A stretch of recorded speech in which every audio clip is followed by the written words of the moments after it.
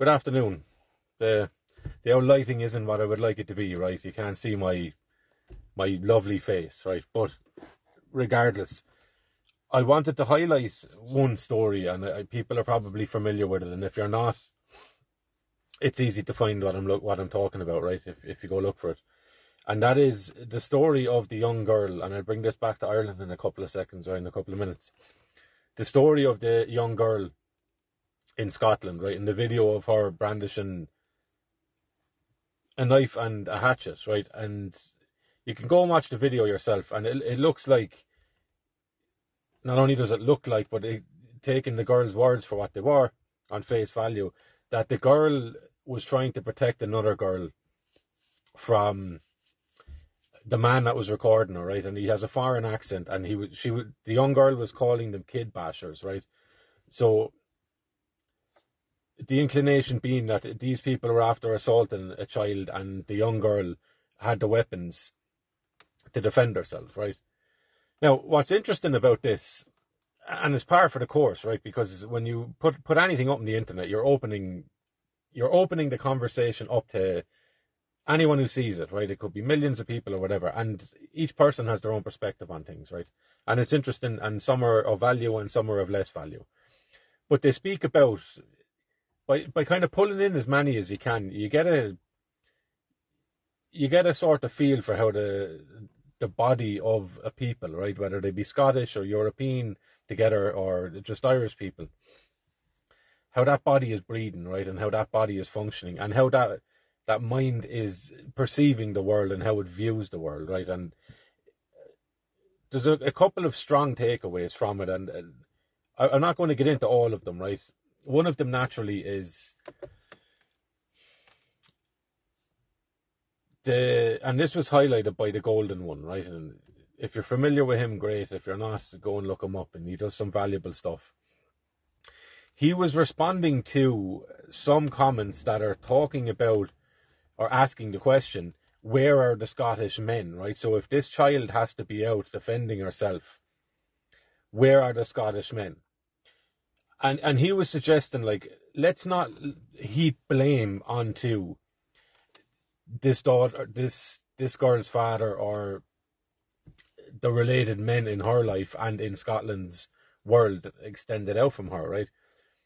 He was saying maybe we should look at the fact that we now live in a society where both parents, or neither parent, right, can guarantee that they can oversee their child's well-being across the days, weeks, months, years of their life, for a myriad of reasons, right? But one of them is just the financial pressures, right? The need to be working, and the separation that, number one, school, and number two, granted we're in summer holidays now, which opens up more difficulties for parents, right? So they're in work, and the child has, where does the child go, right? Children roam. Children are going to be out doing things regardless of the level of supervision that you give them, right? But his point was that society hasn't been built in a way that is parent friendly or family friendly, and if you were to tear it all down and start again, if your interest was in safeguarding children and society and families and Scottish people and Irish people and European people, we would have to tailor society in such a way that allows for at least one parent to allocate the wanted or desired amount of supervision that is required to bring children up, right, and to safeguard children. I'll just add in another little thing, right, and I think it's always disturbed me somewhat, because I think it's crazy that, I don't know about other people's, right, I'm sure it's probably similar, but come the end of the summer holidays for children, you see a lot of adults and parents, right, and talking about I can't wait now till they're back in school, and I can't wait to get them out from under my feet. Like, that always struck me as bizarre. I understand it, right? Of course, you want a bit of peace and separation, but is that not a failing already, right? So you can't wait for school to come around so that your children are gone out of your care for 7, 6, 7, 8 hours of the day, right? Whatever. We can put that aside. So we've society building and the failing of what we have created and participated in and continue to do so, and how that impacts on safeguarding children in the times that we're living in now, right? But the more important point for myself, and this is bringing it back to Ireland, right, is some of the comments underneath this were deriding the child for being of a certain class, right? And calling her the usual nonsense names, right? Of being poor and her parents are probably X, Y, Z and the other thing. Go get a job, blah, blah, blah, right? All this sort of stuff. And that echoed the sentiments from a couple of prominent people in Ireland that have pretty significant followings. And not only followings, but these people were, the names are irrelevant, right? When you see it, you see it. These people were putting themselves forward as exemplars of what Ireland needs politically in order to turn Ireland around in a way that is beneficial to the people that live here now and future generations of Irish people. And they were talking about the idea that Ireland will not be built by those, one instance was that those that stay up to 2 o'clock in the morning and don't get out of bed till 10 o'clock, right? And the guy's sentiment was similar. They were echoing each other, or one was echoing the other, right? But they were in agreement. And they were talking about those who are not working, those who are not socially approved people, right? And how they have no place in benefiting or building Ireland, or in even safeguarding Ireland, right? I find this view to be reprehensible. Deeply, deeply reprehensible. Because you're cutting off a significant portion, and this is Irish people's Achilles heel, right? And anybody that's wanting to put themselves forward for any sort of public representative office must know this, that the worst thing that Irish people do that keeps us in positions that we're in is by elevating ourselves above other Irish people and spitting on them and downplaying their ability to offer anything beneficial to Ireland, right? So, like, people from poorer backgrounds, people who grow up in absolute rough surroundings, right? Where there's drugs around, there's dealing around, and that's the way it is, right? People that don't know any better because they were never shown any better, right?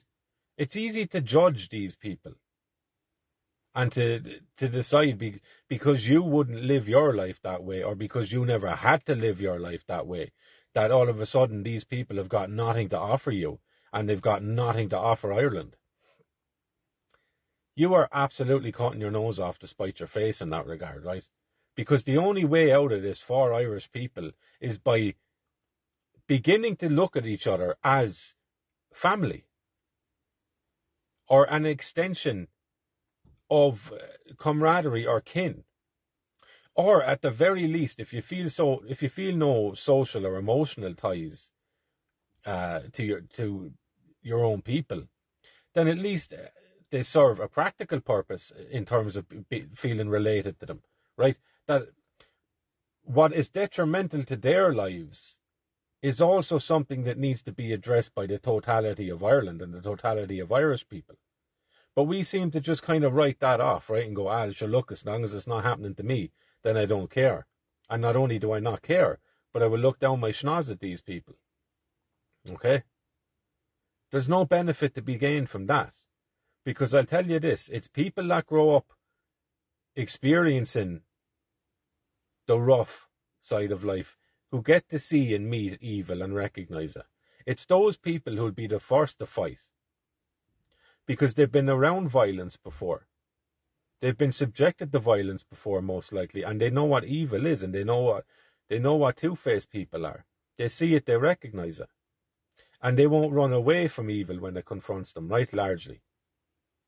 Because they're familiar with it. They're not afraid of it. They have vanquished the fear that most carry in their hearts for things that they can't control or beat, right? So to write these people off and say that they have nothing to do with rebuilding Ireland, total ignorance of what has landed us in this position, and total ignorance of what will get us out of this position. And that is by understanding that there's different walks of life.